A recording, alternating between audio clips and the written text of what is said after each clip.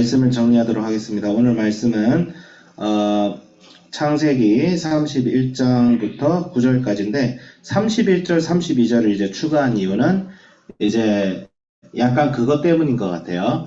우리는 전통적으로 아브라함이 갈대아 우르에서 하나님께서 부르셔서 사명을 이어나가는 것으로 알고 있습니다. 또 그게 맞아요. 맞는데 창세기에서는 조금 이 상황을 복잡하게 설명해 놨어요. 데라가 살아 있었을 때 갈대아 우르에서 이동하다가 하란은 갈대아 우르죠. 그 지금의 페르시아만 지역과 지금 이스라엘과 시리아가 있는 가나안 지역까지 가는 길목 딱 중간에 있어요.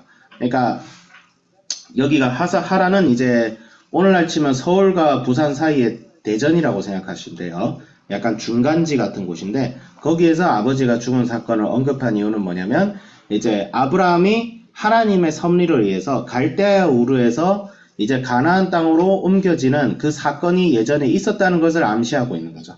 그걸 조금 보여주고 있어요. 근데 그 속에 하나님께서 아브라함을 부르셨다라고 돼 있어요. 근데 이제 근데 이제 의문은 뭐냐면 하나님께서 갈대아 우르에서는 아브라함을 은밀하게 부르시고 이제 하란에 와서는 하나님께서 이제 명시적으로 이제 친히 음성을 내셔서 아브라함을 부르신 건지 아니면 갈대아 우르에서부터 이미 아브라함을 부르신 건지 그거는 모르겠어요. 첫 번째. 그리고 두 번째는 아브라함이 하나님이 부르기 전에 하나님이란 존재에 대해서 인식하고 알고 있었는가 그것도 잘 모르겠어요. 그냥 안 믿었는데 갑자기 하늘에서 아브라함아 내가 널 불렀다 해가지고 이렇게 막 접촉을 막 그렇게 한 건지 그건 잘 모르겠어요. 근데 그거는 성경에서 밝혀지고 있지 않아요. 근데 사울도 다메섹 도상에서 예수님 만났잖아요. 그렇죠? 그러니까 하나님의 신비, 하나님께서 우리를 부르실 때 그 신비는 초자연적인 부분이 분명히 있습니다. 우리가 성경 말씀을 읽고 누군가에게 복음을 전달받아서 복음을 믿게 되었을 때 우리는 마치 내가 누군가에게 설득을 당해서 복음을 믿게 되었다라고 착각할 때가 있어요. 근데 절대 그렇지 않습니다. 우리는 복음을 전하는 것은 상대방을 설득하는 게 아닙니다. 우리가 뭐가 잘났다고 설득을 해요. 제가 아무리 철학을 공부하고 신학을 공부하고 그 다음에 변증이라고 있어. 이게 뭐냐면 하나님의 말씀과 신앙을 최대한 합리적으로 사람들에게 설득이 되도록 설명하는 학문이 있어요. 변증이 2000년 동안 발전해서 웬만하면 우리 학생들 여기에서 막 신앙에 대한 궁금증 가지고 있는 거 웬만하면 다 거기에 답을 할 수 있어. 그 정도로 발전이 돼서. 하지만 그런 게 있다고 해서 복음이 전파되지 않는다는 거예요. 복음은 절대 우리가 합리적으로 뭘 설명한다고 해서 전파되지 않습니다. 그거는 성령의 역사이고 사람의 마음에 성령이 들어가야 돼요. 우리가 예수님을 믿는 것 자체가 초자연적인 것이다. 그래서 아브라함이 하나님의 부르심을 받는다고 해서 아브라함을 이렇게 불러줬는데 난 왜 안 불러줬지? 그거 아닙니다. 이미 부르셨어요. 하나님께서 아브라함을 부르시듯이 우리를 불렀기 때문에 우리는 소명자입니다. 아브라함이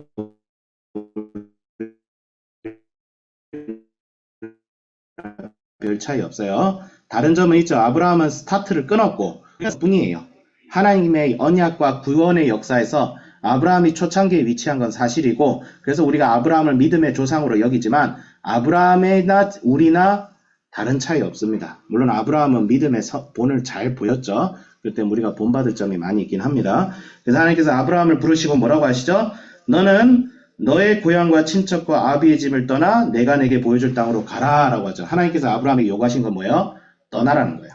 어디로부터? 내 본토 친척 아비의 집에서 떠나라. 이건 뭐예요? 이거는 이제 가출하라는 뜻이 아니죠. 그게 무슨 말이에요? 내가 익숙하다고 여겼던 것에서 떠나라는 거죠. 내가 익숙하다고 여겼던 것은 뭐예요? 하나님을 만나기 전에 예수님을 내 인생의 구주와 왕으로 섬기기 전에 내 인생에서 난 이거 없으면 못 살아 했던 그 모든 것들이 예수님을 만난 이후에는 이제 떠남의 대상이 되는 거예요. 그렇다고 다 떠나라는 거 아니에요. 막 부모를 떠나라 그 말이 아니에요. 어떤 면에요? 하나님을 믿는 믿음 안에서 이제는 그분을 따를 때 방해가 되는 것들을 떠나라 그런 것이죠.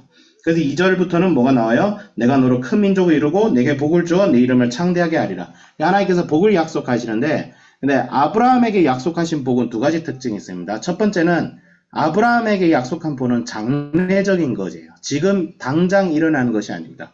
자, 아브라함이 큰 민족을 이루는 게 아브라함 삶 전체에는 무슨 상관이 있어요? 예를 들어서 하나님께서 저에게 나타나셔. 야, 한결아, 네가 죽고 너의 후손이 400년 뒤에는 나라를 세울 것이야. 그럼 나 같으면 어떻게 할까요? 근데 그게 저한테는 뭔 상관이죠?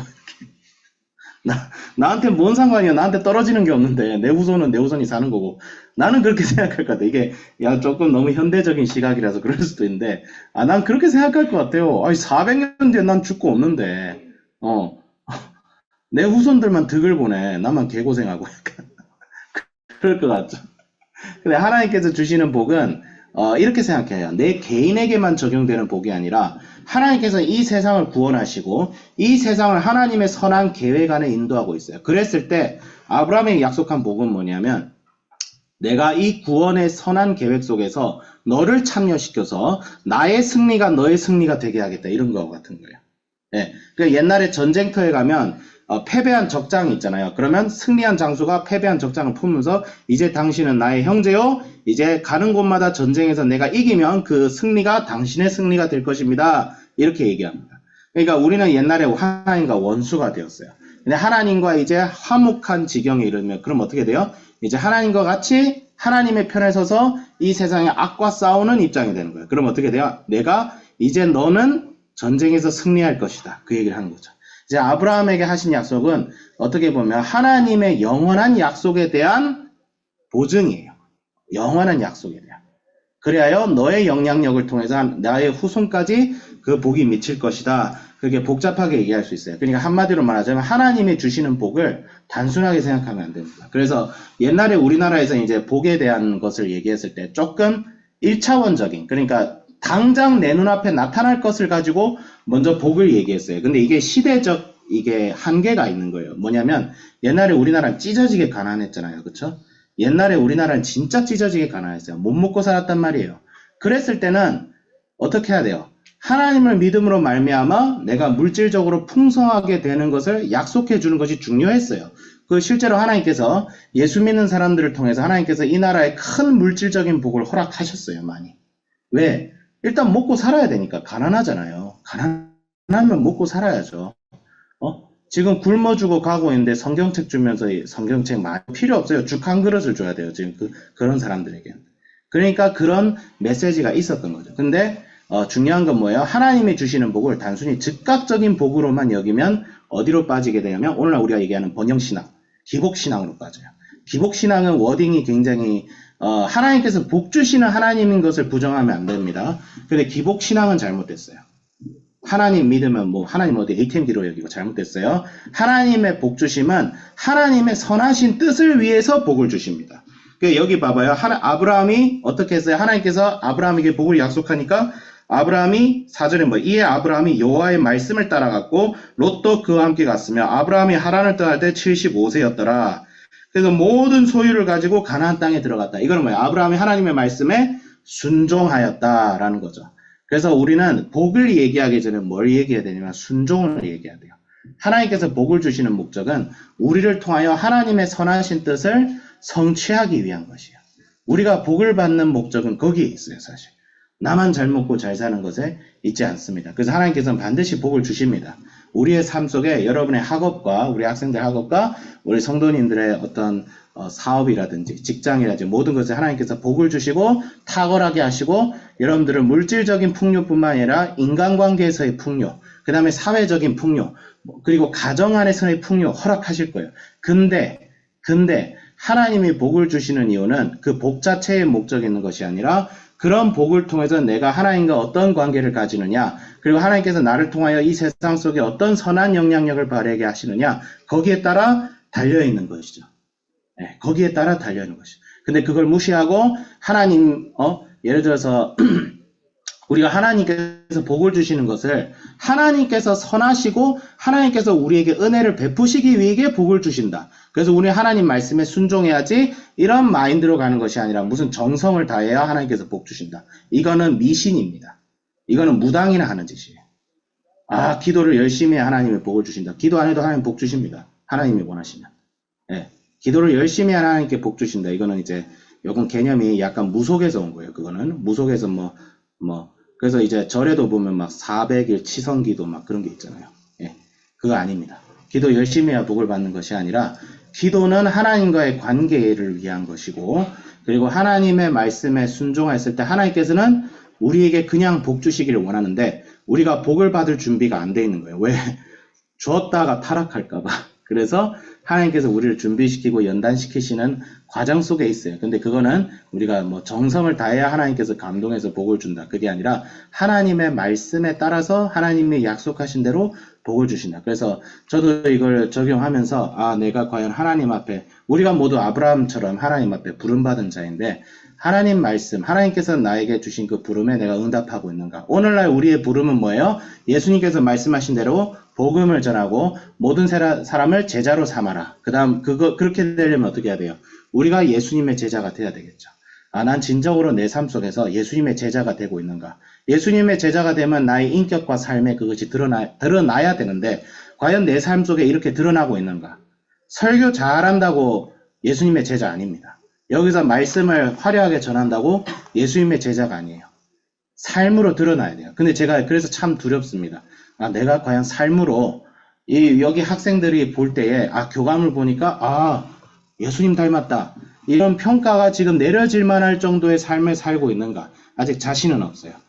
그래서 계속 애쓸 뿐입니다. 그런데 그런 삶을 살아가는 사람에게 하나님께서 함께 하시고 복을 주신다. 그래서 복이 있는 인생을 살자. 복이 따라오는 인생을 살자. 그런 인생을 살 때에 정말 아브라함 같은 소명이 이끄는 삶. 그래서 목적이 이끄는 삶. 우리 사도 바울, 김난준 목사님께서 설교에서 바울을 목적에 이끌리는 사람이라고 했잖아요. 그래서 그런 사람이 나부터 돼야겠다라고 적용을 하겠습니다. 기도하겠습니다.